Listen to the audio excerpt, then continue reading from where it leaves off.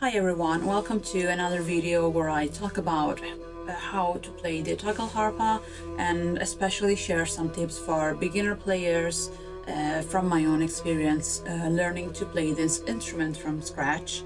I started playing this instrument with no previous experience with strings instruments at all. I am a professional singer, I can play the guitar, I know how to play some basics on the piano, but I never played anything like this before buying this one and starting it on my own, getting tips from, the manufacturer of this beautiful instrument, and generally just delving into the world of a beautiful folk instrument from Scandinavia.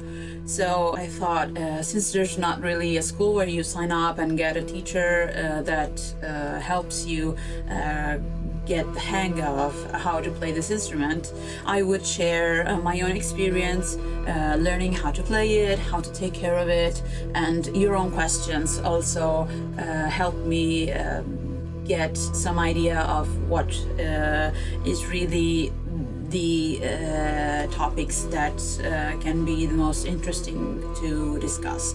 So here we are. You can get to the end of this video or in the description box below and find the first video from quite a long time ago where I really discussed very in general some basics on how to tune the instrument, rosin, what type of rosin to use, and kind of a general overview of the instrument and this one in particular. And today I want to tackle a topic that I got asked a lot in the comments of that video, which is how to find the notes and kind of give you some tips in particular about that. So first of all, as you can see, this is about instrument, but unlike the violin, the cello, or the viola, you don't really have anything supporting the strings. So even though, similarly to the violin, you don't have any frets,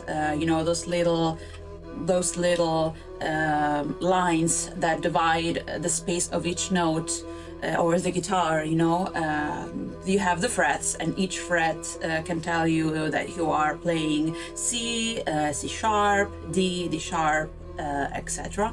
In this case, you don't have any of that.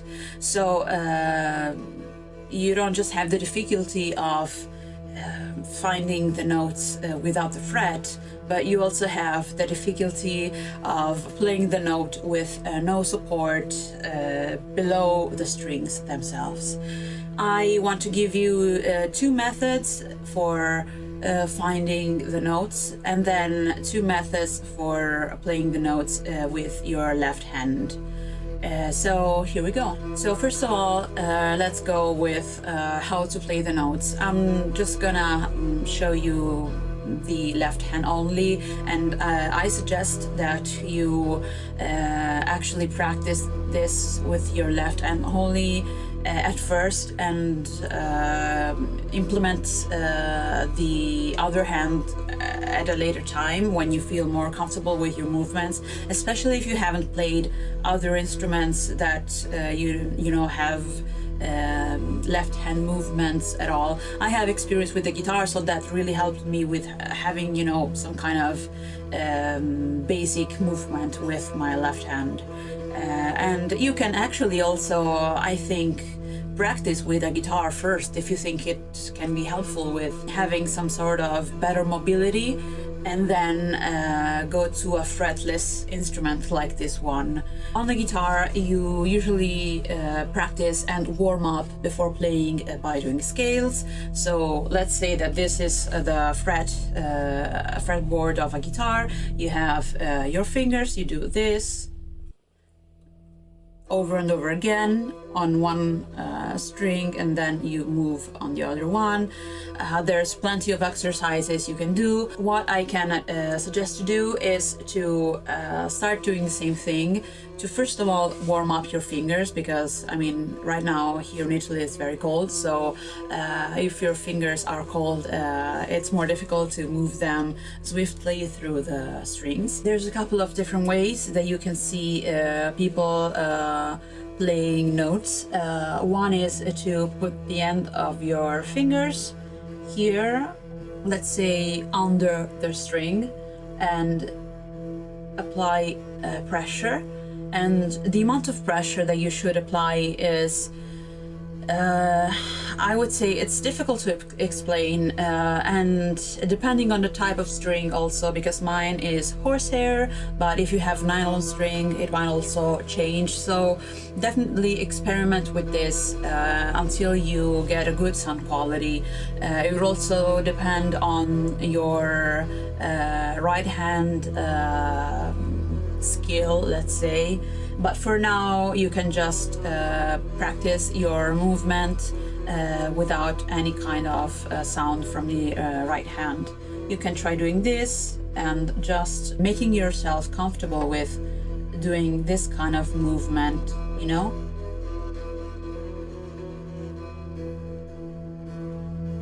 Don't mind the sounds that are coming out, just make your fingers move around the string, and then you can move to the lower string and then to the other one, depending on how many your Tagelharpa has. So let's say that I put my finger here, I have everything ready, I want to hear the note.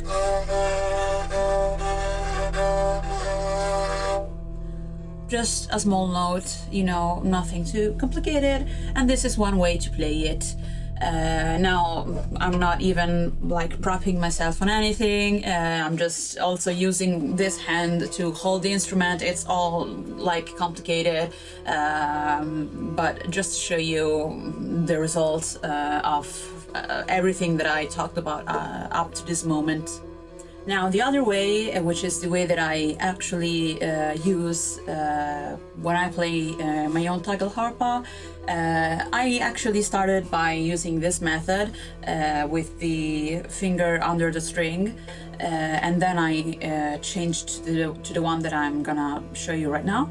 As I was saying, the other method you can use is putting your entire finger above the string and placing pressure in the middle part of your finger, and placing pressure from like the middle part of your finger like this. I think it's easier to show you than it is to explain. You can just, I can put myself closer maybe, and you can see how I am doing this. And this way you can maybe find precision a little easier to achieve, because the section of the finger you are using to hit the string is like bigger. Maybe you can try doing the above the string method with this part of your finger like close to the fingernail, but I don't know, I think it just maybe complicates things. This is an instrument that I think you can experiment with a lot, so just go for it and try things. There is no correct way, in my opinion, to do things, so feel free to try whatever suits your playing method best. I'm not like qualified in any way to say what is right or wrong, so if it works for you, just and like it's not breaking the instrument or ruining it or damaging it, just go for it. But I'm just showing you what I have tried and what I'm using. Maybe another instrument built by another person might sound better if you play like this. In my case, I feel that it sounds better for my own instrument, for my own, I don't know, the shape of my own hands, and maybe they are smaller, or my fingers might be thicker, and so it works best if I play like this. So as I was saying,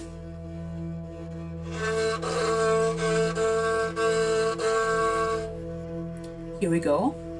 And once again, just practice first by just moving your fingers along the strings like this without using the right hand to play anything.